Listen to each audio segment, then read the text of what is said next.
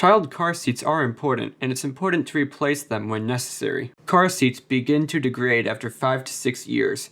You can often find the expiration date on the manufacturer's label of a car seat. After this date, you need to replace your child's car seat. Child car seats do an excellent job protecting your child in the event of a car accident. However, after an accident occurs, that car seat may need to be replaced. According to the National Highway Traffic Safety Administration, car seats do not need to be replaced in the event of a minor car accident. A minor accident is a car accident that meets all 5 of the following criteria. The vehicle was able to be driven away from the crash site. The vehicle door closest to the safety seat was undamaged. Nobody inside the vehicle was injured. None of the airbags in the vehicle were deployed.